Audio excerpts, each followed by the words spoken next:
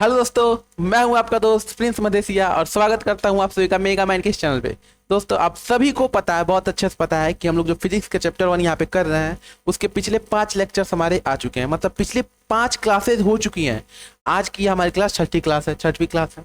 और इस क्लास के अंदर हम लोग क्या करने वाले हैं, वैसे चैप्टर का जो बहुत सारा मतलब इंपॉर्टेंट टॉपिक था उन्हें हमने क्या किया है, पिछले वीडियो लेक्चर्स में कवर कर लिया है, बहुत अच्छे से कवर कर लिया है, क्वेश्चंस करते हुए कवर कर लिया है। ठीक है, तो आज ऐसा इसका मतलब ये बिल्कुल नहीं है कि जो आज की हमारी क्लास होने वाली है वो इम्पोर्टेंट बिल्कुल भी नहीं है।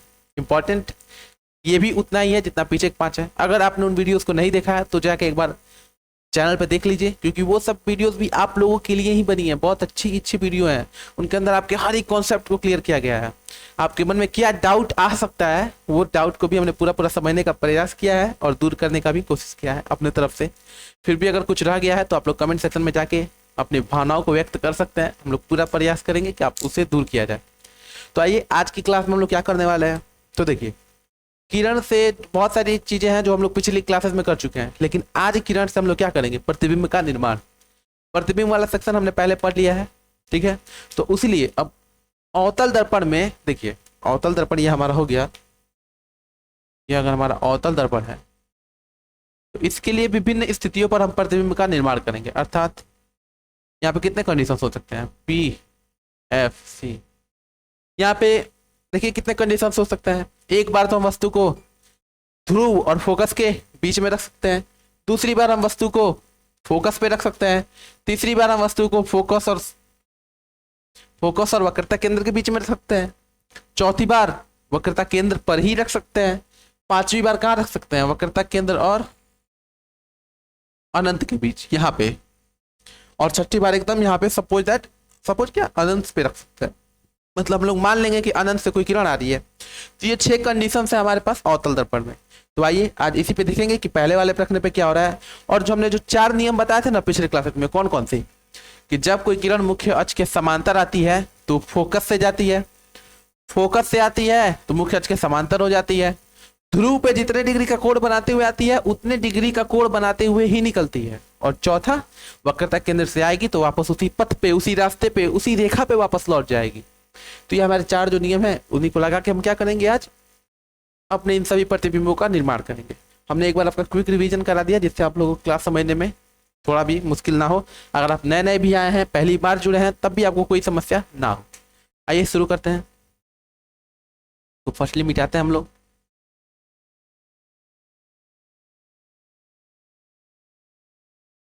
देखिए आज का हमारा टॉपिक क्या है। आज का हमारा टॉपिक है, ऐसे ये प्रकाश का परावर्तन चला है। प्रकाश का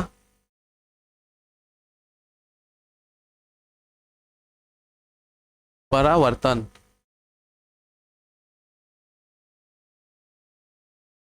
ठीक है, अब देखिए आज का हमारा टॉपिक क्या है। अवतल दर्पण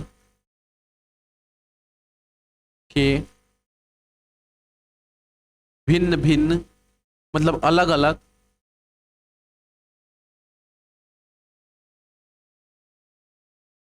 स्थितियों पर प्रतिबिंब का निर्माण। ये हमारा आज की जो क्लास है इसके अंदर हम लोग मेनली इसी को कवर करने का प्रयास करेंगे। और हाँ, एक बात, एक सरप्राइज आप लोगों के लिए इस क्लास के में, वो क्या है कि देखिए 6 पोजीशंस थे हमारे पास अभी।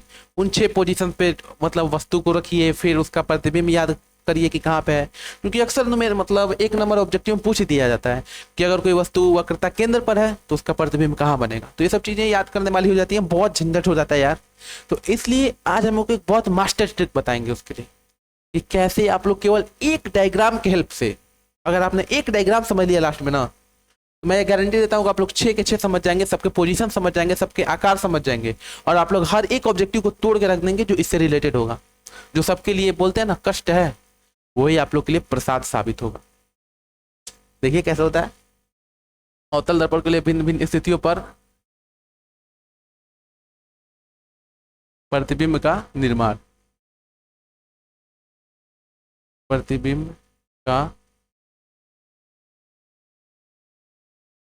निर्माण। देखिए, तो ये हो गया हमारा आज का टॉपिक।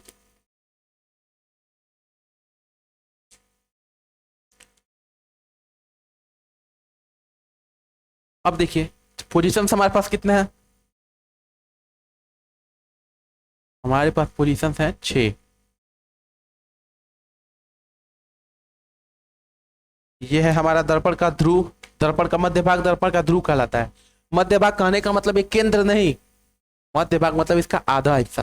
मतलब ये जो दर्पण है ना हमारा, इसको अगर हम लोग तोड़ें, अगर ये 10 सेंटीमीटर लंबा है सपोज दैट समतल दर्पण, तो इसका जो आधा भाग यहाँ 5 आएगा ना, यहाँ पे ध्रुव होगा। लेकिन समतल दर्पण में ध्रुव होता ही नहीं है, इसलिए हम लोग इसमें समझेंगे कि इसका जो आधा भाग है ना, अगर हम लोग इसको सीधे सीधे ऐसे नापें और इसका आधा भाग पे टिक लगा दें तो वही इसका ध्रुव होगा।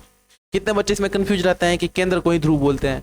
दर्पण का मध्य भाग का मतलब ये है कि इसका मध्य भाग, इसकी जो यहाँ पे लंबाई है टोटल, इसका मध्य भाग, इसका आधा, इसका बीच का भाग, इसका पूरे गोले का बीच का भाग, ये वक्रता केंद्र बिल्कुल नहीं। सही। तो सबसे पहले पोजीशन हमारे पास क्या है कि जब कोई भी वस्तु कहाँ पे है, ये तो हमारा दर्पण का ध्रुव हो गया P, ये हमारा फोकस F और ये वक्रता केंद्र C। तो सबसे पहले हमने वस्तु कहाँ पे रखा है, फोकस और ध्रुव के बीच। लाइए रख देते हैं, इसमें कौन सी बड़ी बात है, एक वस्तु रख दिया, ये हमारी वस्तु हो गई। अब देखिए क्या करना है, यहाँ पे हमको इस पे से 2 किरण गुजारने हैं। जो 4 नियम थे ना कि जो मुख्य अक्ष के समांतर होगा तो फोकस से जाएगा, फोकस से होगा तो समांतर जाएगा, तो उन्हीं चारों में से किन्हीं भी 2 को आप पकड़िए और इस पर अप्लाई कर दीजिए। तो इसमें हमको एक मुख्य अक्ष के फोकस वाला दिख रहा है, मतलब ये समांतर वाला है कि इसमें हम लगा सकते हैं कि एक समांतर जा रहा है तो फोकस से चला जाएगा, और दूसरा ध्रुव पे जा रहा है और उतने डिग्री का कोण बनाते हुए निकल रहा है। तो आइए देखते हैं इसको, तो कैसे होगा। तो देखिए कैसे होगा, एक हमने मुख्य अक्ष के समांतर लिया,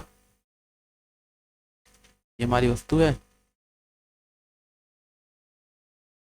कहां से लिया हमने, एक मुख्य अक्ष के समांतर लिया ऐसे किरण कोई, और ये परावर्तन का कहां से गई, दर्पण के फोकस से।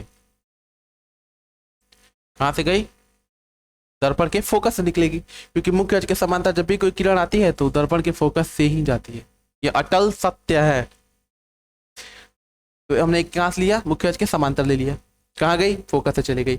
एक हमने ध्रुव पे ले लिया, जितने डिग्री का कोण बनाते हुए आई उतने डिग्री का कोण बनाते हुए ही निकल गई। अब हम लोग एक बात यहाँ पर नोटिस कर रहे हैं कि ये 2 किरणें तो आपस में हमेशा दूरी बढ़ती जा रही है, कभी ये कट नहीं करेंगे, तो तब क्या करें, तब देखिए क्या करते हैं, इसको हम लोग पीछे काल्पनिक रेखाओं द्वारा बढ़ाते हैं। ये पीछे एक्चुअली में है नहीं, हमारी कल्पना है, तो केवल मानते हैं इसको। अब देखिए ये क्या होगा, पीछे बढ़ाने पे तो इन्होंने एक दूसरे को काट दिया, ये थोड़ा सा लाइन टेढ़ा हो गया, फिर भी ठीक है, चलिए समझने के लिए काफी। ये तो पीछे बढ़ाने पे एक दूसरे को काट दिया, इसका मतलब ये कौन सा प्रतिबिंब है, काल्पनिक प्रतिबिंब है। काल्पनिक प्रतिबिंब में हमने आप लोगों को क्या बताया था कि जब दर्पण से परावर्तन के बाद किरणें एक दूसरे को वास्तव में नहीं काटती, केवल काटती हुई प्रतीत होती हैं, उसको हम लोग क्या बोलते हैं, उसको हम लोग बोलते हैं काल्पनिक प्रतिबिंब। तो यहाँ पे अगर हम देखें अच्छे से,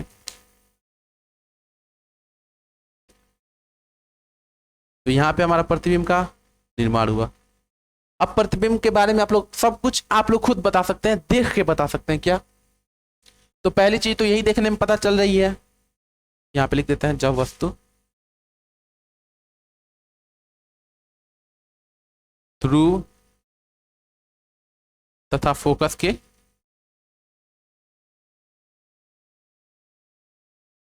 बीच में हो,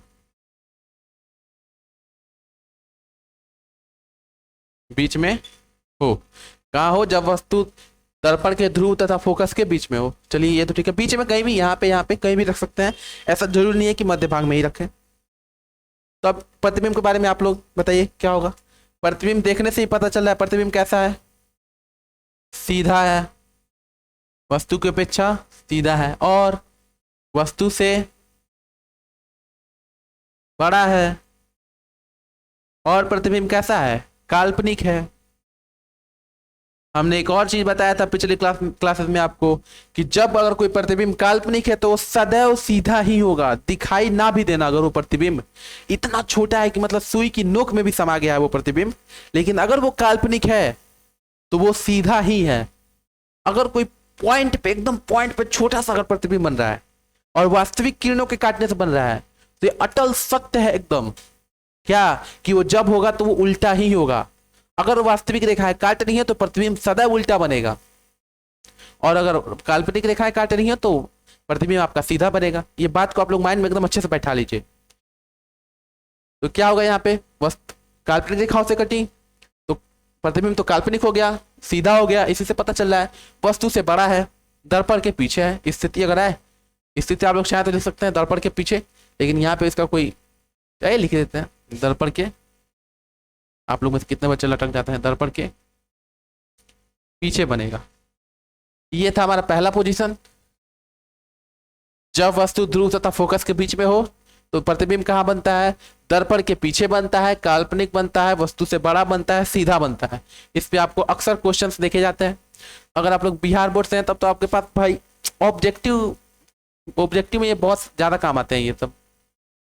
और अगर आप लोग दूसरे बोर्ड से हैं तभी भी आप लोग के लिए इंपॉर्टेंट है, क्योंकि आप लोग के लिए क्या आता है, किरण आरेख बनाने के लिए आ जाएगा। क्या आ जाएगा कि दर्पण के अवतल दर्पण के फोकस तथा ध्रुव में रखे किसी वस्तु के प्रतिबिंब का निर्माण करें। तब आप क्या करिएगा, तब तो आप कुछ नहीं कर पाइएगा अगर नहीं पढ़ा अच्छे से तो। इसलिए इन सब चीजों को अच्छे से समझना जरूरी है। और इसको देख के डरना बिल्कुल नहीं है कि याद कैसे होगा इतना इतना, एक में 4 गो, फिर एक में 4 गो, 6 चौका 24 गो। डरना नहीं है, बता रहे हम ना क्यों, क्योंकि लास्ट में वही बोले, वही तो सरप्राइज है आज की क्लास का, वही तो सीक्रेट है। वो सीक्रेट दिल खुश हो जाएगा आपका देख के उसको। एक डायग्राम केवल हम बनाएंगे, उस डायग्राम से आपका सब कुछ क्लियर हो जाएगा, क्रिस्टल क्लियर हो जाएगा एकदम। एक एक ऑब्जेक्टिव को आप अच्छे से कर दीजिएगा। एक सब समझते तो ट्रिक है एक तरह का, केवल समझने के लिए, हेल्प के लिए हमने एक होता है ना ऑल इन वन एक डायग्राम बना लिया, वो ऐसा है। ऐसा नहीं कि ऑल इन वन है तो उसको भी याद करना पड़ेगा, उसमें सारी चीजें एकदम सिलसिले में चलती जाएंगी। 2 पॉइंट्स आप उससे रिलेटेड लिखिएगा, सब कुछ समझ जाइएगा। क्योंकि आप हमारे साथ जुड़े हैं तो आपको कुछ ना कुछ हर क्लास में नया देना हमारा कर्तव्य है। पूर्णतः हमारी एकदम निष्ठा रहती है कि आप लोग आपको कुछ तो नया दें, कम या ज्यादा, या लेकिन कुछ नया दिया जाए आपको, सबसे हट के कुछ दिया जाए जो आपके पास एक्स्ट्रा हो। जैसे बोलते हैं ना, जिसे टॉपर सीक्रेट बोलते हैं, कि कोई बच्चा उसी 6 डायग्राम्स को बेचारा आधे घंटे के घंटे में रिवाइज कर रहा है, और उसी डायग्राम को आप लोग 2 मिनट के अंदर रिवाइज कर रहे हो, और उस 2 मिनट में आपकी एक्यूरेसी उससे ज्यादा है, और आप धड़ल्ले से बताए जा रहे हो। यही तो है टॉपर सीक्रेट। और क्या होता है, वो कोई जो होते हैं वो भगवान उनको स्पेशल बना के थोड़े भेजते हैं, उनके पास कोई दिव्य शक्ति होती है, नहीं। यही कुछ ट्रिक्स हैं, कुछ माइंडसेट हैं उनका कुछ अप्रोच ही अलग होता है, एटीट्यूड है उनका एटीट्यूड भी अलग होता है। टॉपर्स का आप देखिएगा तो उनका हर चीज एकदम अलग ही होता है भाई, अलग लेवल का होता है। आप लोग नोटिस करिएगा कभी अपने क्लास के जो भी हैं उनको आप लोग पाइएगा, जब तक आप लोग अभी सॉल्व कर रहे हैं तब तक वो आंसर बता दिए, आप सोच में पड़ गए भाई कैसे कर लिया, रोबोट है क्या? रोबोट वो नहीं है, वो भी आपकी तरह इंसान है, हाँ, लेकिन आपसे वो 2 कॉन्सेप्ट ज्यादा जानता है। और 2 कॉन्सेप्ट ज्यादा जानता है तो क्या करेगा, आपसे पहले चेक कराएगा ही कराएगा। तो इसलिए कुछ अपने पास भी एक्स्ट्रा होना चाहिए। तो आप लोग चाहें तो इसका स्क्रीनशॉट ले सकते हैं। और हम बार बार आपसे कहते हैं कि कॉपी पेन लेके बैठिए क्लास में, और क्लास को अपने एकदम मस्ती में एंजॉय करिए, लिखते हुए चलिए, कोई दिक्कत नहीं है। तो एक साइड हो जाता है, हम थोड़ा सा एक स्क्रीनशॉट ले लीजिए। आई होप आप लोगों ने स्क्रीनशॉट ले लिया होगा। चलिए इसको मिटाते हैं, अब दूसरी स्थिति अपनी देखते हैं। मिटा दें, चलिए मिटाते हैं। आप लोग चाहे तो ले सकते हैं, तो हमको लगता है थोड़ा बहुत जल्दी हम वापस आ गए थे। आइए ले लेते हैं, लीजिए एक स्क्रीनशॉट दबा के। हाँ, लेकिन स्क्रीनशॉट से ज़्यादा बेटर ये रहता कि आप कॉपी में नोट करते, कॉपी में इसको बनाते, क्योंकि स्क्रीनशॉट आप भी लेंगे, हम भी जानते हैं, आप भी जानते हैं। ये तो मतलब समझिए कि एकदम सत्य ही है कि कितने बच्चे तो उस स्क्रीनशॉट मोबाइल में ही रह जाता है, फिर उस पे से कभी स्टोरेज भर गया तो उसको सभी डिलीट कर दिए जाते हैं। सारे स्क्रीनशॉट की यही दुर्दशा होती है, रहते हैं पढ़ाई से रिलेटेड, लेकिन प्रायोरिटी उनको थोड़ा भी नहीं मिलता है। अरे भाई स्टोरेज भर गया, उड़ाओ यार, जितना है उड़ाओ, किसी का नोट्स मांग लेंगे, तो वही सारे झंझट हैं। आप लोग कॉपी पे लेके बैठिएगा तो ज़्यादा अच्छा रहेगा स्क्रीनशॉट के चक्कर में। लेकिन क्या करिएगा, क्लासेस हैं तो अब 5-5 मिनट तो आप लोग को दे नहीं सकते उतारने के लिए, लेकिन फिर भी आप लोग चाहें तो वीडियो को रोक के भी क्या कर सकते हैं, इन चीज़ों को उतार सकते हैं। अगर माइंडसेट है तो आप लोग जरूर कर सकते हैं, और सोच लिया है पहले ही कि नहीं करना है तो कोई बात ही नहीं है।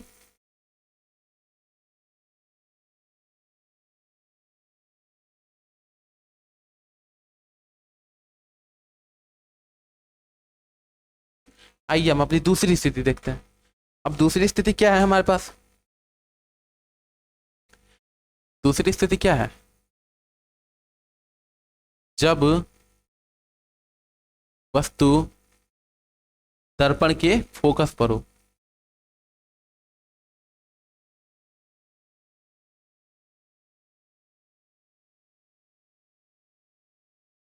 हम्म, अब दर्पण के फोकस पर तो देखिए क्या होता है। आप लोग अगर वो जो 4 नियम हमने बताए थे ना, कौन कौन से यार, आप लोग हमको लगता है भूल गए हो, इसलिए इतनी प्रॉब्लम हो रही है आप लोगों को। देखिए क्या है, एक बार बता देते हैं, रिकैप करा देते हैं आप लोग। जब कोई भी किरण दर्पण के मुख्य अक्ष के समांतर आती है तो परावर्तन के बाद दर्पण के फोकस से जाती है, पहला ये। दूसरा, अगर फोकस से आती है तो परावर्तन के बाद मुख्य अक्ष के समांतर हो जाती है। तीसरा, कि जब वक्रता केंद्र से आती है तो जिस रास्ते पे आती है उसी रास्ते पे ही वापस लौट जाती है। चौथा, ध्रुव पे अगर आई तो जितने डिग्री का कोण बनाते हुए आई उतने डिग्री का ही कोण बनाते हुए क्या हुई, निकल गई। यही तो 4 नियम है भाई, और कौन सा इसमें रॉकेट साइंस है। चलिए ठीक है, हमें लगा कि आपको बता देना चाहिए, अगर जो नए बच्चे उनके ऊपर से बाउंसर निकल रहा होगा, वो लोग सोच रहे ये क्या हो रहा है क्या हो रहा है। देखिए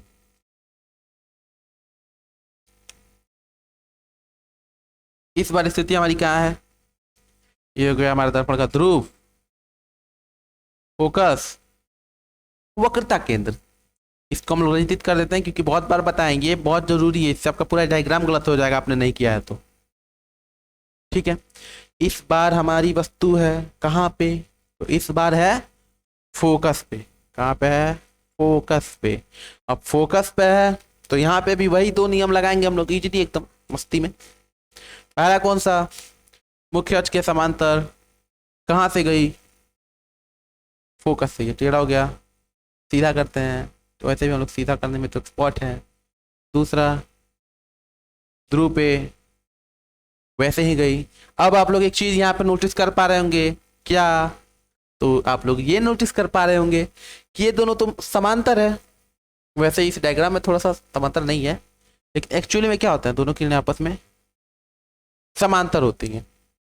ठीक, अब समांतर हैं तो इसको आप अनंत दूरी तक आगे बढ़ाइए या अनंत दूरी तक पीछे बढ़ाइए, एक दूसरे को कभी काटेंगे क्या? बिल्कुल नहीं काटेंगे। अब जब बिल्कुल नहीं काटेंगे तो अब इसका प्रतिबिंब कहाँ बन रहा है? तो हम लोग मानते हैं कि अब इसका प्रतिबिंब कहाँ बन रहा है? अनंत पे जाके बनेगा, बहुत दूर अनंत पे। तब देखिए जैसे जैसे ये मुख्य अक्ष से दूर होते जा रहा है वैसे वैसे इसकी ऊंचाई बढ़ती जा रही है। अगर यहाँ पे कट करता तो इतना लंबा बनता है, यहाँ पे कट करता और ये दूर जाते जा रहा है, मतलब एकदम नीचे एकदम जाते जा रहा है, मतलब मुख्य अक्ष से इसकी दूरी बढ़ती जा रही है। तो इसका मतलब प्रतिबिंब, अगर हम लोग मानते हैं कि क्या, कि अनंत पर जाके एक दूसरे को काटेगा, इसका मतलब काटेगा। तो काटेगा तो कौन सा है? अगर वास्तविक में एक दूसरे को काटे तो वो है आपका, वो आपका सदैव उल्टा ही होगा, वो होगा आपका वास्तविक प्रतिबिंब। अगर वास्तविक में काट रहा है तो वास्तविक प्रतिबिंब है, और वस्तु की अपेक्षा सदैव उल्टा ही है। तो स्थिति अनंत पर उल्टा बनेगा और वास्तविक बनेगा। और सबसे इंपॉर्टेंट बात, वस्तु से बड़ा नहीं, बहुत बड़ा बनेगा, बहुत बड़ा। मतलब यहां से अगर पॉइंट है तो वहां पे जाके कई किलोमीटर लंबा बनेगा, क्योंकि अनंत की एंड आपको भी नहीं मालूम है, अनंत हमको भी नहीं मालूम है। अनंत मतलब जिसका कोई अंत नहीं है, मतलब ये वहां पे जाके काट रहा है। तो यहां से अगर पॉइंट स्ट्रक्चर का है तो वहां पे जाते जाते तो लंबा होते होते वो सूरज के आकार का भी बन सकता है। तो इसलिए अनंत पर उल्टा, चूंकि वास्तविक रेखाएं ही काटेंगे, कहीं भी काटेंगे तो वास्तविक ही ना काटेंगी, और वास्तविक काटेंगे तो वास्तविक प्रतिबिंब बनेगा, उल्टा बनेगा और वस्तु से बहुत बड़ा बनेगा। आई होप आप लोग समझ पा रहे होंगे चीजों को। तो ये था हमारा दूसरा, जब वस्तु दर्पण के फोकस पर है। अब तीसरा क्या हो सकता है आप लोग बताइए। तो तीसरा हमारा यही पोजीशन हो सकता है कि जब वस्तु फोकस तथा वक्रता केंद्र के बीच में है, भाई यही तो हो सकता है तीसरा। तो आइए इसको थोड़ा सा आप लोग एक स्क्रीनशॉट लेंगे, क्या ले लीजिए। वैसे उतना बड़ा डायग्राम भी नहीं है, चाहे तो आप लोग 2 मिनट के अंदर बना भी सकते हैं।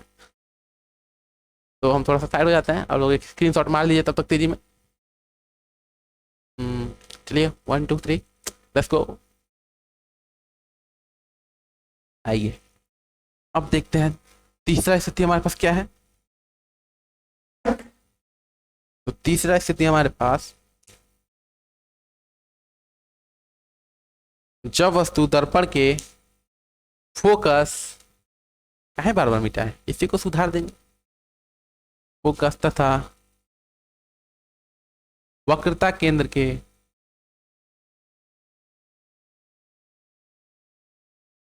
बीच, अब बीच का कहने का मतलब एकदम सेंटर नहीं, उसके बीच में है, मतलब आगे भी हो सकता है, पीछे भी हो सकता है, बीच में भी हो सकता है, मतलब दोनों के इसके बीच में।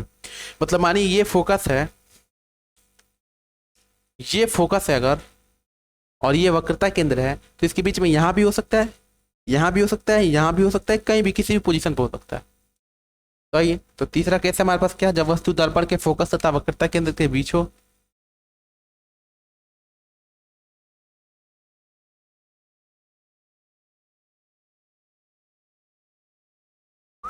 ये हो गया हमारा मुख्य अक्ष, ये ध्रुव, ये फोकस, ये वक्रता केंद्र, और इधर है इन्फिनिटी, हमारा अनंत है, अनंत तक ये मुख्य अक्ष गया है। अब कहाँ पे है वस्तु, अब है एफ तथा सी के बीच, वस्तु है हमारी यहाँ पे। अब आइए इसको भी हम लोग गुजारते हैं। तो यहाँ पे हम लोग देखें तो हम लोग 3 नियम का पालन करा सकते हैं, यहाँ से 4 का करा सकते हैं भाई, लेकिन चलो 3 का ही लेते हैं। एक, मुख्य अक्ष के समांतर किरण ला सकते हैं। दूसरा, ध्रुव पे ला सकते हैं। तीसरा, फोकस से ला सकते हैं।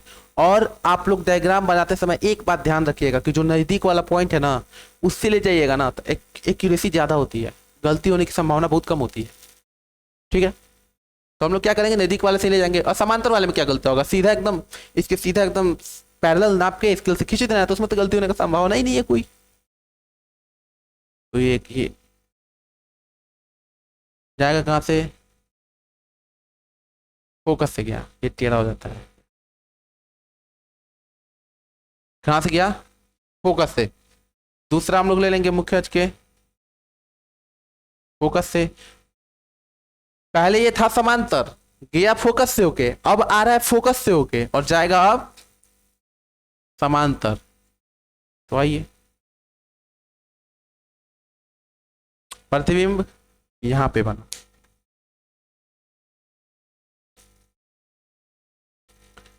मानिए अगर ये ए बी है तो ये सी डी है, सॉरी डी एफ है, क्योंकि सी तो यहाँ पे वक्रता केंद्र को दिखाया गया है।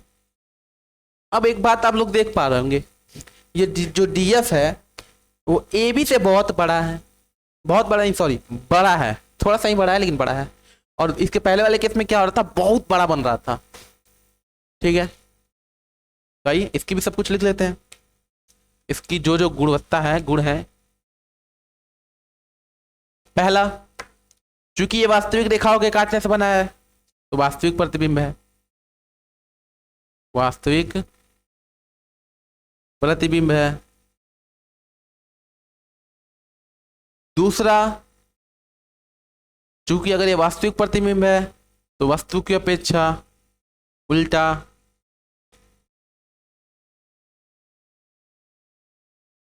उल्टा है। तीसरा, अब स्थिति कहां पर है, तो स्थिति अनंत तथा सी के बीच, स्थिति में आप लोग लिख सकते हैं अनंत तथा सी के बीच। अब आप लोग, एक सिंपल सा सवाल है जो आप लोग के माइंड में अभी आ रहा होगा कि हम इसे बना कैसे दे रहे हैं बोर्ड पे। ना तो हमारे पास स्केल है, ना हम कोई ऐसा एक इंस्ट्रूमेंट लेके आए हैं, सिर्फ मार्कर से ही बनाते हुए चले जा रहे हैं, सब कुछ सही होते चले जा रहा है। ठीक है, तो आप लोग के अब उसके आंसर आप लोग ये निकाल रहे होंगे कि इन्होंने स्टेप बाय स्टेप सब याद किया होगा, जरूर याद किया होगा। ये तो सामने कहीं ऐसे पेपर रखा होगा, उसमें देख रहे होंगे यही बन रहा है, हाँ? सोच रहे होंगे ना आप लोग यही। लेकिन आप एक बहुत शानदार खुलासा आपसे कर दें कि जो भी हम बोल रहे हैं ना, जो सीक्रेट आपको क्लास के लास्ट में देने वाले हैं, उसी की हेल्प से हम इन सबको धकाधक बनाए जा रहे हैं। क्योंकि हमको पहले से ही मालूम है कि अगर सी तथा एफ के बीच है तो पोजीशन कहाँ होगा, और पोजीशन हमको मालूम है तो वहां पे तो काट के पहुंचाना तो हमारी जिम्मेदारी है, हाँ? और हमको पहले ही पता है कि अगर सी तथा एफ के बीच में कोई वस्तु है तो वो अनंत तथा सी के बीच में उसका प्रतिबिंब बनेगा। तो अगर हमको ये बात पहले पता है और हमको ये आया हुआ है तो हम उसको तो काट कूट के कैसे भी तो लाइए देंगे यहाँ पे। तो यही सारी चीज़ हम यूज कर रहे हैं, जो कि हम बोर्ड पे है, ना कोई स्केल है, ना कोई लंगड़ा प्रकार है, कोई किसी प्रकार का कोई भी इंस्ट्रूमेंट नहीं है। अपना हाथ जगन्नाथ, तो जगन्नाथ कैसे, तो भाई पता तो होना चाहिए कहाँ पे। तो उसी ट्रिक की हेल्प से मैं भी ये जान पा रहा हूँ कि बनाना कहाँ पे है। यही तो बात है, इतना सुपर ट्रिक है ना भाई, इतना सुपर कि आप लोग मतलब मजा आ जाएगा यार। तो ये तो हो गया हमारा, एक स्क्रीनशॉट इसका भी लीजिए, क्या बात है।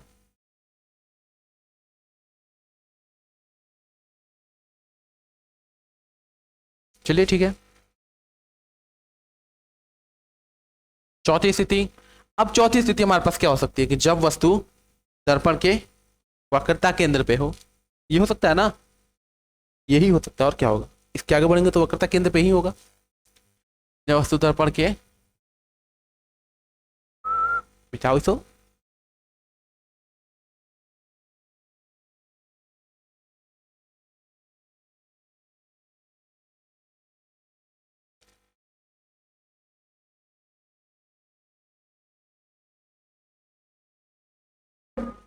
जब वस्तु दर्पण के वक्रता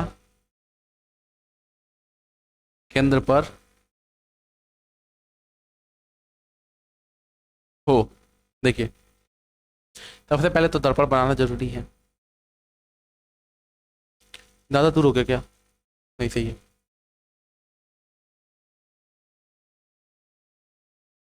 रजित करना भी बहुत जरूरी है, बार बार आपको मेंशन कराते चलना है, याद दिलाते चलना है, क्योंकि आप लोग भूलने में तो एक्सपर्ट हैं। आज पढ़ा, कल क्या पढ़ा था पूछ दो तो आप लोग एकदम मजा ही आ जाता है आप लोगों को कि नहीं पता है मुझे मत पूछो ना। तो वही हाल है। तो इसलिए बार बार हमको आपको चीज़ें याद दिलानी पड़ रही हैं, क्योंकि आप लोग सामने तो यहाँ पे हो नहीं। इसी बात का आप लोग फायदा उठाते हो कि कर क्या लेंगे, क्या कर लोगे। तो कुछ नहीं कर लेंगे, क्या कर लेंगे, यही कर लेंगे कि समझा देंगे, और क्या कर लेंगे। तो आइए, तो सबसे पहले इस बार हमारी वस्तु कहाँ पे है, दर्पण के वक्रता केंद्र पे है। तो वही दो नियम, एक मुख्य अक्ष के समांतर ले लेंगे, दूसरा फोकस से ले लेंगे। आइए, कौन सा, एक मुख्य अक्ष के समांतर लिया, जाएगा कहां से, फोकस से। दूसरा फोकस से लिया, अरे यार ये तो अल्टर जगह काट दिया। चलो ठीक है, कौन सुधार लेंगे।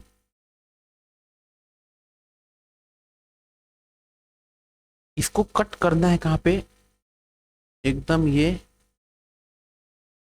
सी पर ही कट करना है, हाँ ठीक है।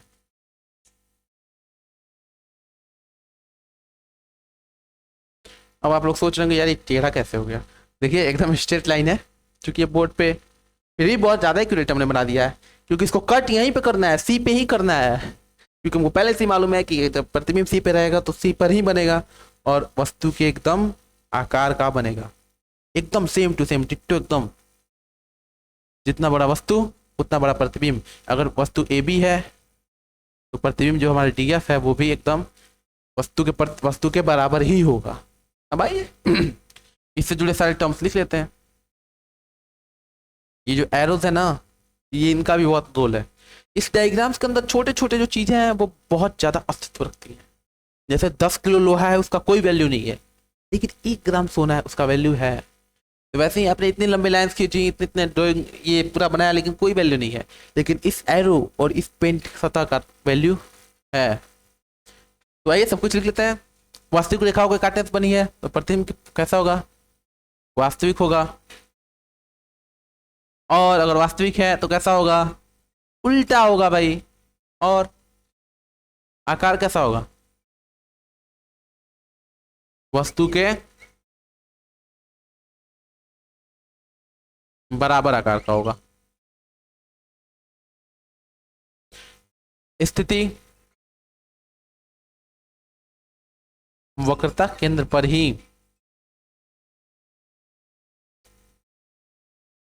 वक्रता केंद्र पर ही वो प्रतिबिंब बनेगा।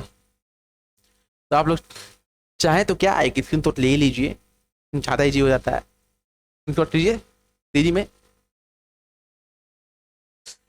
ओ तो 1 2 3, ओ चलिए ठीक है, स्क्रीनशॉट ले लीजिए। कुछ ज़्यादा हार्ड नहीं है, बस आपको ये जो 4 रेज कैसे कैसे जाएंगी आपको बस ये मालूम होना चाहिए।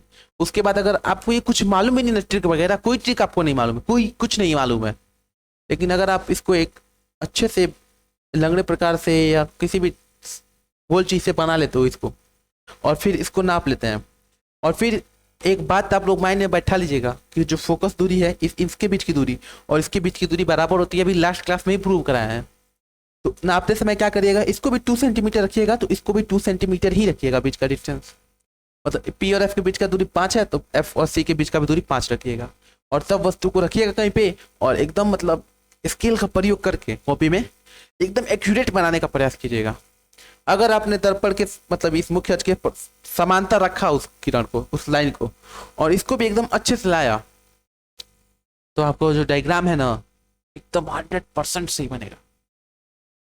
लेकिन वही बात फिर आ जाती है कि आगे पीछे बन गया तो उसके लिए तो जाना जरूरी है। लेकिन अगर आप लोग सारे बताइए एग्जाम हॉल में गए, सारे ट्रिक सारे सब कुछ नियम कानून सब कुछ भूल गए, अब कुछ नहीं याद आ रहा है, भगवान तेरा ही सहारा, तो उस वाली स्थिति में आप इसको पालन इसका मतलब फायदा उठा सकते हैं कि इसके बीच की दूरी बराबर रख दीजिए, फिर इसके बीच की दूरी बराबर रख दीजिए और इसको समांतर रखिए, फोकस से निकालिए और फिर इसको ला के फोकस से लाइए तो इसको भी समांतर इसके रख दीजिए। दोनों जहाँ पे काटेगा वहीं पे ही आपका प्रतिबिंब बनेगा। तो ज़्यादा फास्ट हो गया क्या? चलिए ठीक है, तो स्क्रीनशॉट आप लोगों ने ले ही लिया होगा। अगला देखते हैं अपना अगला पोजीशन। अब सी और अनंत के बीच में, यही तो एक लास्ट पोजीशन नहीं सेकेंड लास्ट पोजीशन है, सी और अनंत के बीच में हो सकता है।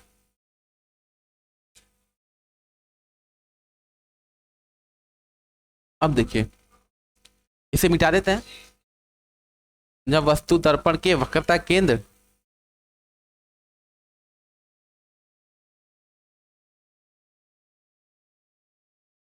वक्रता केंद्र तथा अनंत के बीच हो, आइए तब मिटाते हैं।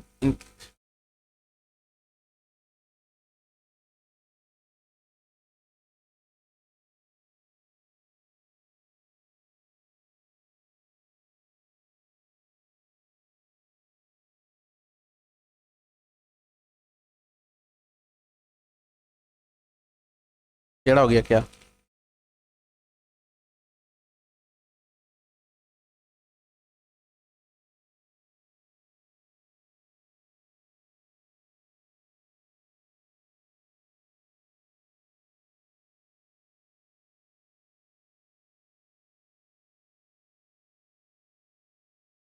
इस बार हमारी वस्तु कहाँ पे है? सी तथा अनंत के बीच है। तो आइए अब यहाँ से हम 2 चीजें कर सकते हैं। अब यहाँ पे हमारे जो 4 वो जो किरण डायग्राम थे ना, उन चारों को हम लोग इजीली यहाँ पे अप्लाई कर सकते हैं, लेकिन हमको तो 2 ही चाहिए। लेकिन किन्हीं भी 2 को हम यहाँ पे हम इस कंडीशन पे फॉलो कर सकते हैं। कैसे? मुख्य अक्ष के समांतर ले सकते हैं, फोकस से ले सकते हैं, ध्रुव पे ले सकते हैं और वक्रता केंद्र से ले सकते हैं।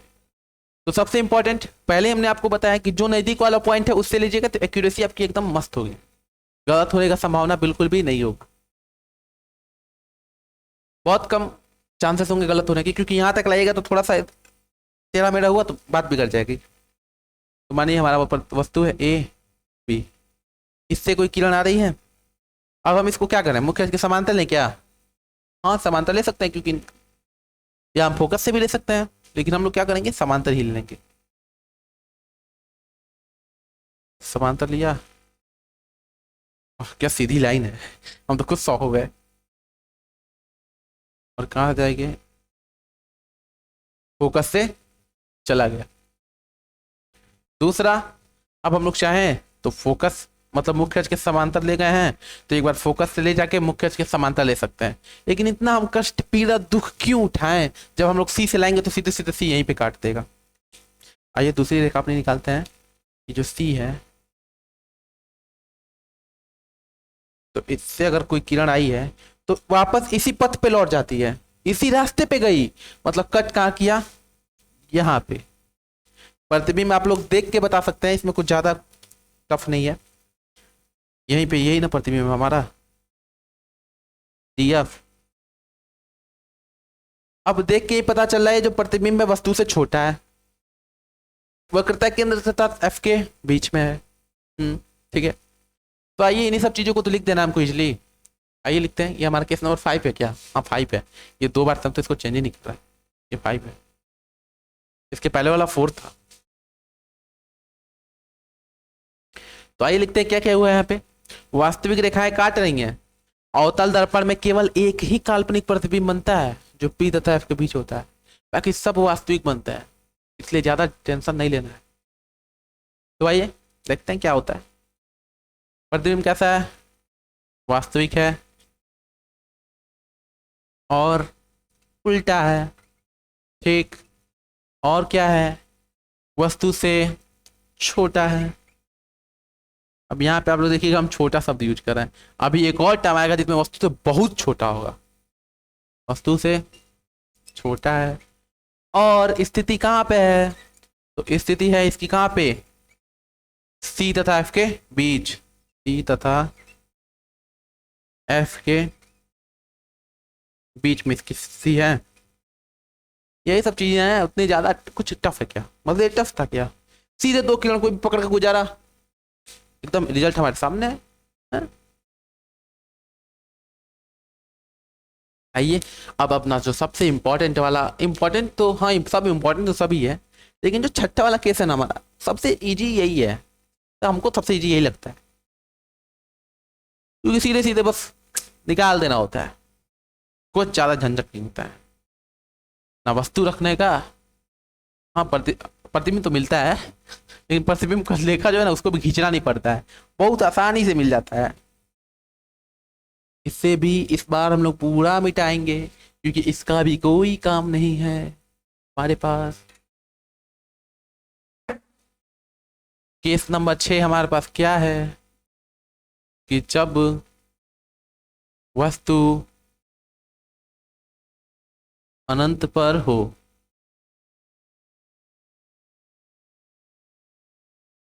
जब वस्तु कहाँ हो, अनंत पे हो। तो सबसे पहले अपना वही, ये अपना डायग्राम, तो दर्पण वही दर्पण है हमारा, रचित कर दिया अर्थात पेंट कर दिया। मुख्य अक्ष, ध्रुव, फोकस, वक्रता केंद्र।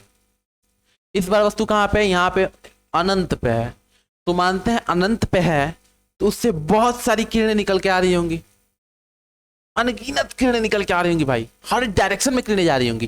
तो हम सपोज करते हैं उससे 2 किरणें निकल के आ रही हैं, जो क्या है, एक दूसरे के पैरेलल हैं तथा मुख्य अक्ष के भी पैरेलल हैं। देखिए अगर कोई ऐसे पॉइंट है जिससे किरणें निकले, तो बहुत सारी किरणें ऐसे ऐसे ऐसे ऐसे हर दिशा में, हर डायरेक्शन में, जीरो हर डायरेक्शन में जा रही होंगी किरणें। तो हम सपोज करते हैं कि उससे 2 किरणें आ रही हैं, दोनों आपस में भी समांतर है और इसके भी क्या है, मुख्य अक्ष के भी समांतर है। तो कैसी हो जाएगी, तो पहली किरण ये आई, पहली किरण आई, फोकस से चली गई, ठीक है। नीचे से एक किरण आ गई कोई, फोकस से चली गई। अब कट कहाँ किया इन्होंने एक दूसरे को, इन्होंने कट किया एक दूसरे को, फोकस पे ही कट कर दिया, यहाँ पे आपको दिखे इसलिए हमने घेर दिया है, लेकिन दोनों ने एकदम एग्जैक्ट अपने आप को फोकस पे ही कट किया है। अब यहाँ पे दिख रहा है क्या कि प्रतिबिंब उल्टा है कि सीधा है, नहीं दिख रहा है। इसलिए हमने आपको शुरू में ही बता दिया था कि अगर वास्तविक प्रतिबिंब है तो हर स्थिति में वो उल्टा ही होगा, विधि का विधान यही है। कुछ ज्यादा महाभारत हो गया क्या? चलिए ठीक है, चलता है इतना इतना। मतलब यही सत्य है कि अगर वास्तविक प्रतिबिंब है तो जो है वो जो प्रतिबिंब बनेगा वो उल्टा ही बनेगा, काल्पनिक में सीधा ही बनेगा। इस चीज को अपने माइंड में आप लोग बैठा कर रख लीजिए। तो ठीक है, तो इसको भी लिखते हैं क्या? क्या लिख सकते हैं? प्रतिबिंब बना कहाँ पे? सबसे पहले तो स्थिति लिखते हैं फोकस पे।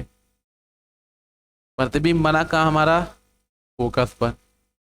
है कैसा? वास्तविक है, चूंकि वास्तविक रेखाएं एक दूसरे को कट कर रही हैं, और चूंकि वास्तविक कट कर रही हैं इसलिए ये उल्टा होगा। स्थिति भी हो गई, वास्तविक उल्टा भी हो गया। आकार, मोस्ट इंपॉर्टेंट भाई, मोस्ट इंपॉर्टेंट। आकार बिंदु, नहीं बिंदु नहीं लिखते हैं, बिंदु नहीं लिखते हैं। बहुत छोटा, वस्तु से बहुत बहुत छोटा। और चाहे तो ब्रैकेट में बिंदु, बिंदु स्वरूप भी लिख सकते हैं। जब हम बिंदु स्वरूप लिखते हैं कितने बच्चे इसी में लटक जाए, ये बिंदु स्वरूप क्या है? तो इतना ज्यादा दिल पे बच्चे ना ले, इसलिए आकार वस्तु से बहुत छोटा। ये तो हो गए हमारे 6 के 6 केसेस कि जब वस्तु किस पोजीशन पे रहेगी तो कहाँ पे बनेगी। ठीक है, अब जिस चीज के लिए हमने आपको बोला था कि रुकिए लास्ट में आपको कुछ मिलेगा, वो अब मिलने वाला है। बहुत इंटरेस्टिंग, बहुत इंटरेस्टिंग है। आप लोग फील कर पाइएगा इस टॉपिक को, उसके बाद एकदम फील आ जाएगा, इसका मजा आ जाएगा आप लोग को एकदम, ये मैं गारंटी देता हूँ। अगर आप लोग को पढ़ने में इतना भी इंटरेस्ट है तो आप लोग को आज बहुत मजा आने वाला है। मजा कब आता है? देखिए, पढ़ने वालों को मजा कब आएगा? जब उनको कुछ एक्स्ट्रा मिलेगा तभी ना मजा आता है। हम लोग यहाँ पे मनोरंजन के लिए थोड़े आए हैं कि मनोरंजन वाला मजा चाहिए, नहीं। हम लोग पढ़ने आए तो जब हम लोग को कुछ यहाँ पे एक्स्ट्रा मिलेगा तब मजा आ जाएगा। जैसे हम लोग मैच देखने जाते हैं तो वहाँ पे जब कोई एक्स्ट्रा चौके छक्के लगते हैं तब हमको मजा आ जाता है। तो वही वाले यहाँ पे पढ़ने आए तो कुछ एक्स्ट्रा मिल रहा है तो मजा तो आना ही चाहिए। यहाँ पे वो वाले मजे की बात कर रहे हैं हम, अब ये एंजॉयमेंट वाले मजे की बात यहाँ पे थोड़े हम कर रहे हैं। तो उसको हम मिटा देते हैं। आप लोग चाहे तो कि स्क्रीनशॉट ले सकते हैं, लेकिन बार बार मैं ये रिकमेंड करता हूँ कि आप लोग कॉपी पेन लेके बैठिए, चीज़ों को लिखते हुए चलिए, जिससे आपकी 2-3 बार तो एक ही क्लास में ही रिवाइज हो जाती है। पहले ही हम बताते हैं, दूसरा हम लिखते हैं, तीसरा आप अपनी कॉपी में लिखते हैं, और चौथा माने कहीं फेयर करते हैं तो उसमें लिखे। 4 बार हुआ ना, 4 बार किसी भी चीज़ को पढ़ना कुछ कहलाता है भाई। फिर भी आपकी इच्छा सर्वोपरि, उस पर हमारा कौन सा अधिकार है? आपकी इच्छाओं पे।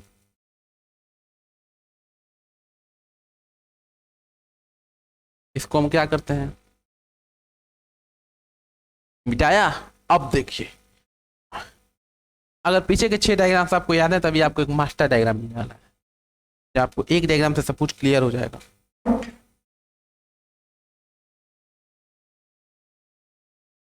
इसको थोड़ा सा बड़ा करते हैं। अट गया? हाँ चलिए, अट गया।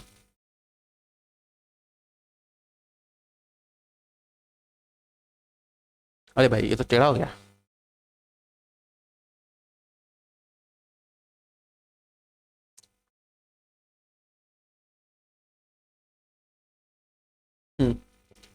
चलिए सीधा है। स्थितियां नोट डाउन कर लेते हैं इसमें। ये हमारा फोकस है और ये हमारा वक्रता केंद्र है। ठीक है, इसको तो रहित नहीं किया भाई, यही तो गलती कर दी भैया आपने। ये सब छोटे छोटे जो चीजें हैं याद रखनी पड़ती हैं, बहुत इंपॉर्टेंट है ये। जैसे चाबी कितनी छोटी होती है चाबी, लेकिन गाड़ी को चलाने के लिए वो चाबी ही चाहिए, उसका महत्व तो सबसे ज्यादा है। गाड़ी का भी महत्व है भाई, गाड़ी है, लेकिन फिर भी चलाने के लिए चाबी चाहिए। तो वो सब समझिए हिसाब से चाबियां हैं ये, इनके बिना ये इसका कुछ हो नहीं सकता। अब क्या हुआ था सबसे पहले वाले में? सबसे पहले तो इसको काल्पनिक हम पीछे बढ़ा लेते हैं ताकि आपको कोई असुविधा ना हो। जब हमने वस्तु को कहाँ रखा था, वस्तु का आकार तो हमने समान ही रखा है। तो आइए, पहली बार वस्तु ने रखा यहाँ पे, दूसरी बार रखा यहाँ पे, बड़ा हो गया क्या? चलिए ठीक है, बड़ा हो गया। तीसरी बार रखा यहाँ पे, चौथी बार यहाँ पे, पांचवी बार अनंत और सी के बीच में, और छठी बार यहाँ पे कहीं अनंत पे रख दिया था। यही ना हमने किया था, और कुछ किया था क्या? ये पहली पोजीशन है, ये दूसरा, ये तीसरा, ये वस्तु की पोजीशन है, मतलब कहाँ कहाँ पे हमने वस्तु को रखा था। वस्तु का साइज तो लगभग हर जगह समान है। वस्तु तो समान, उसी वस्तु को हमने एक बार यहाँ रखा, एक बार यहाँ रखा, एक बार यहाँ रखा, और प्रतिबिंब हर जगह पे प्राप्त किया। अब देखिए क्या होता है। यहाँ पे जब वस्तु को रखा था तो प्रतिबिंब हमारा पीछे बना था, दर्पण के पीछे बना था और वस्तु से बड़ा बना था। जब फोकस पे रखा था तो यहाँ कहीं अनंत पे प्रतिबिंब बना था। जब फोकस और वक्रता केंद्र के बीच में रखा था तो यहाँ पे बना था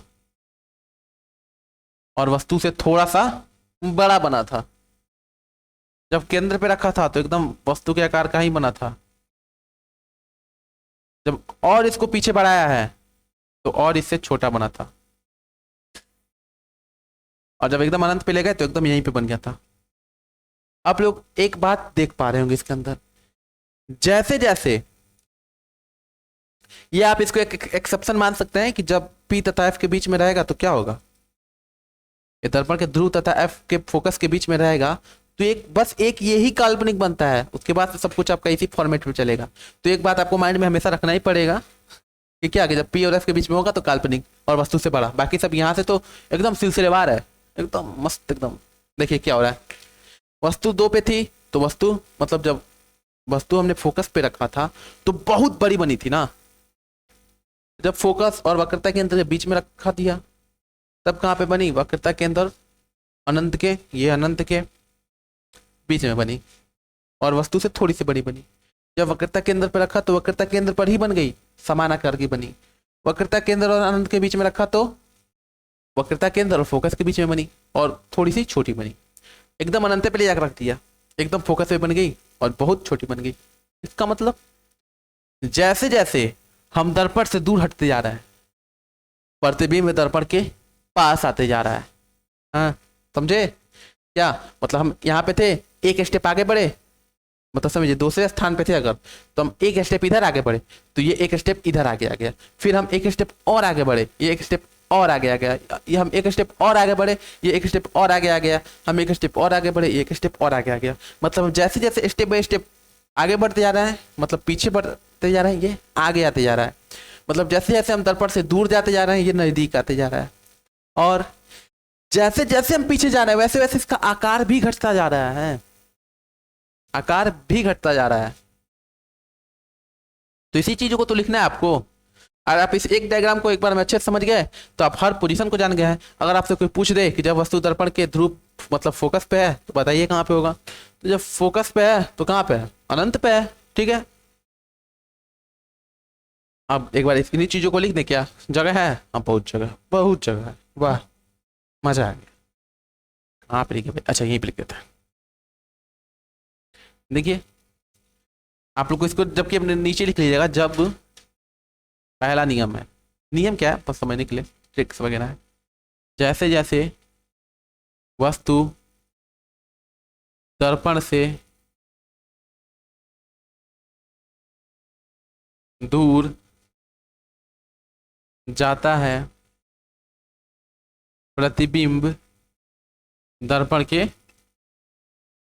नजदीक आता है। जगह की चूंकि कमी हो गई थोड़ी सी और सोच रहे हैं हम आपको मिटाना ना पड़े, एक ही में समझा दें, इसलिए इसी पे लिख दिया कि जैसे जैसे हम लोग दूर जा रहे हैं प्रतिबिंब नजदीक आ रहा है। दूसरा बात, दूसरी चीज, जैसे जैसे जैसे जैसे वस्तु दर्पण से दूर जाता है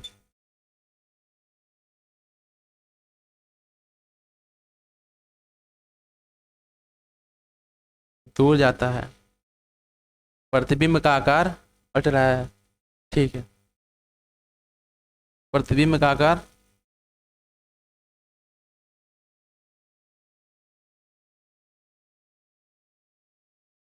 घटता जाता है। यही तो दो पॉइंट्स हैं जो इस डायग्राम को साथ आपको समझने हैं। इन्हीं 2 पॉइंट्स को अगर आप समझ गए बस, ये जो है ना, ये जो मास्टर डायग्राम है सब कुछ समझ गए। जैसे जैसे आप दूर जा रहे हैं प्रतिबिंब नजदीक आ रहा है, जैसे जैसे आप दूर जा रहे हैं प्रतिबिंब का आकार घटते जा रहा है। बस यही तो है, और क्या है, और है क्या। हम्म, इसलिए हम बोले थे ना, ज़्यादा ये भारी टॉपिक नहीं है। क्या होता है कि अक्सर समझने में थोड़ा सा फेल हो जाता है, समझने में थोड़ा सा फेल हो जाता है। आपके जो बच्चे इसके पहले वाले जो निकलते हैं ना, जो तो पढ़ने में एकदम नहीं बोलते हैं ना अच्छे हैं ना बेकार हैं, वो बच्चों को डरा देते हैं अक्सर। क्योंकि ये आपके करियर की फर्स्ट स्टेज है, मतलब समझिए कि हिसाब से तो फर्स्ट स्टेज ही है, पहली सीढ़ी है। और इस पे आप लोगों को कुछ पता होता है नहीं, पता बिल्कुल कुछ भी नहीं है कैसे होगा। तो आपके जो सीनियर्स हैं वो आपको डरा देते हैं कि टेंथ बहुत टफ है, ऐसे आता है, ऐसे क्वेश्चन आते हैं, ये वाला चैप्टर तो होता ही नहीं है, आज तक कोई नहीं कर पाया है, तुम कैसे करोगे। भाई सीनियर हो, भैया हो तो मोटिवेट करो, मोटिवेट नहीं कर सकते हो तो आगे बढ़ो। यहाँ पे डीमोटिवेट उल्टा आपने कर दिया बच्चे को। कोई भी चीज टफ है तो आप क्या बोलिएगा, ठीक है बाबू आप कर ले जाओगे, उतना टफ नहीं है। लेकिन क्या करते हैं लड़के, पहले ही डराते हैं, अरे बबुआ बहुत टफ है महाराज, हमारा तो माथा हिल जाता है। अरे तो तुम्हारा 2 GB का स्टोरेज हिल नहीं जाएगा, 2 GB का स्टोरेज हिल ही जाएगा। और किसी का 64 GB लेकर बैठा है बेचारा, और उसको तुम डराए जा रहे हो, वो अपना डर के 64 में से 32 GB डर पे ही खर्च कर दे रहा है। तो वही सब कुछ चीज़ें हैं। तो छोटे बड़े जो भी हैं उनके बात तो बिल्कुल पहले सुननी ही नहीं है। इन एग्जाम से रिलेटेड जो टिप्स देते हैं ना, अगर कोई बैक बेंचर आकर आपको टिप्स दे रहा है तो उसके टिप्स भैया आपको मुबारक, हमें माफ करो, क्योंकि आप दोगे तो कुछ नहीं, ऊपर से डर दे के चले जाओगे, और उस डर के भरोसे हम डर डर के पढ़ेंगे, चीज़ें याद होंगी नहीं, टफ हो जाएगा थोड़ा सा हमारे लिए। भारी तो कुछ भी नहीं है, फिजिक्स भारी है क्या, केमिस्ट्री भारी है क्या, चीज़ें समझने की दे दी है। जिन बच्चों को स्टार्टिंग से ये सब चीज़ें पसंद होती हैं उनको तो सोशल साइंस से ज़्यादा ये पसंद आता है। उनको बोलोगे कि तुम 2 घंटा साइंस पढ़ोगे या 2 घंटा सोशल साइंस, तो वो बेचारा 2 घंटा साइंस चूज करेगा, क्योंकि उसको भी 2 घंटा ऐसा पकना नहीं है बैठ के सोशल साइंस की क्लास में, ऐसे कुछ समझ ही नहीं आ रहा है, एकदम कथा चल रहा है, माथा गर्म है। तो टफ कुछ भी नहीं है आजकल। आप सब भी जानते हैं कि कंपटीशन का ज़माना है, बेसिक्स जितने ज़्यादा क्लियर रहेंगे आप लोग उतने ही आगे कर पाइएगा। अगर इनमें से किसी का टारगेट पॉलिटेक्निक है, अगर वो सोच रहा है बच्चा कि हमको बिहार पॉलिटेक्निक को मतलब टैकल करना है, तो वो सब 9th-10th ही तो पूछता है, 9th-10th से ही पूछता है। 11th के स्टार्टिंग के जो पहला चैप्टर है सेट, उससे एक आध क्वेश्चन लपेट लेता है बस, यूनियन इंटर यूनियन वाला, तो और कुछ ज़्यादा टफ नहीं पूछता है। तो अगर किसी का टारगेट है वो भी, तो भाई तैयारी तो करनी पड़ेगी।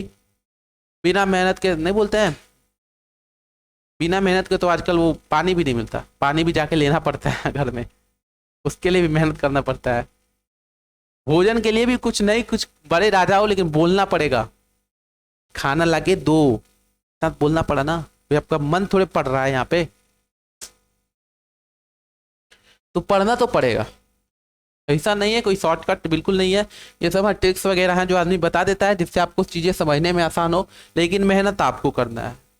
हमें क्या, हमारा क्या है, हम आपको पढ़ा सकते हैं, अच्छे से समझा सकते हैं, मोटिवेशन दे सकते हैं, लेकिन वही बाकी चीज़ें तो आप पे निर्भर करती हैं कि आप अपने आप को, जो कच्चे मिट्टी का घड़ा उसको कैसे तपाओगे, उसको कठोर कैसे बनाओगे, पानी रोकने लायक कैसे बनाओगे, जो ज्ञान की गंगा जा रही है उसके अंदर पिघलोगे नहीं, इसका क्या भरोसा है। कठोर तो बनना पड़ेगा, जलना तो पड़ेगा, तपना तो पड़ेगा, तभी ये रुकेगी जो ज्ञान की गंगा है। वरना किसी कोने में से एक छेद होगा, पूरी गंगा रिस जाएगी, और लास्ट में क्या बचेगा, वही खाली मटका आपके पास कच्ची मिट्टी का, जिसका कोई वैल्यू नहीं है किसी भी मार्केट में। तो पढ़ाई से ही सब कुछ है। अगर आपने चीज़ों को अच्छे से पढ़ा है तो आपके पास एक शानदार फ्यूचर आपका वेट कर रहा है। अगर आप थोड़ा सा भी सिंसियर हैं तो क्लास 10 आपको बहुत शानदार जाने वाला है। बोर्ड एग्जाम्स हैं, कुछ ज़्यादा टफ पूछेगा नहीं, ऐसे क्वेश्चन तो मतलब 50% क्वेश्चन तो आपने थोड़ा बहुत भी पढ़ा तभी भी बना दोगे। 50% बहुत ईजी पूछता है, लेकिन जो आगे के 50% होते हैं ना, वो डिसाइड करते हैं कि कौन बनेगा टॉपर, वो बिहार का, कौन स्टेट का, कौन डिस्ट्रिक्ट का, कौन गांव का, कौन मोहल्ले का, ये सब वही 50% आगे वाले सिलेक्ट करते हैं, वही डिसाइड करते हैं। तो अब आपको डिसाइड करना है कि आपको कहाँ पे टॉप करना है, अपनी गली में टॉप करना है, मेरी गली में, और या आपको अपने राज्य में टॉप करना है, या अपने जिले में टॉप करना है। ये सभी चीज़ें आप पे निर्भर करती हैं, और जितना जिसने मांगा है उसको अगर उतना मिल जाए तो धरती धरती थोड़े रह जाएगी, धरती तो स्वर्ग बन जाएगी। कभी भी उतना मिलता नहीं है जितना आप सोचते हो, लेकिन हाँ बड़ा सोचिएगा तो कम भी मिलेगा ना, तो बहुत ज़्यादा मिलेगा। लेकिन अगर छोटा सोचते हैं तो कम मिलेगा, तो बहुत दुख होता है। तो आज की क्लास के लिए इसी को लेकर केवल रखते हैं अभी आपके सामने। क्योंकि ये जो टॉपिक है कितने के ऊपर से तो बाउंसर गया होगा, जिन्होंने लास्ट क्लासेस हमारी नहीं देखी होंगी उनके ऊपर से सीधे बाउंसर निकला होगा, एकदम सामने गेंद पड़ी ऐसे गर्दन हटा लिया गेंदा निकल गया वैसे। तो उनके लिए यही टिप है कि बाबू जाइए आप पिछली जो क्लासेज हुई है इसके 4-5 उनको अच्छे से देखिए, उनका पूरा एनालिसिस कीजिए, कॉपी पे लेके बैठिए, एक एक टॉपिक को लिखते हुए चलिए।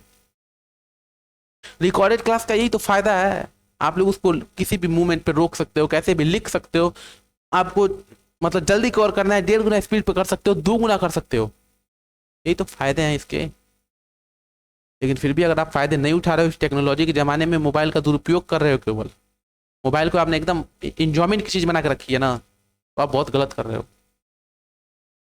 मोबाइल से 2 फायदे हैं, सब कोई मोबाइल में बिजी है, हम भी बिजी हैं, हम भी बिजी हैं, आप भी बिजी हो। कोई ऐसा आदमी नहीं है जो आजकल बिजी नहीं है मोबाइल में। 2 घंटा किसी के पास भी बचता है तो मोबाइल लेके ही बैठता है, भले आप फैमिली में ही क्यों ना बैठे हो, मम्मी पापा अगल बगल क्यों ना बैठे हो, लेकिन आप मोबाइल लेके ही बैठोगे। ठीक है ना। तो हर चीज के 2 मतलब होते हैं ना, हर सिक्के के 2 पहलू होते हैं, एक अच्छा एक बुरा।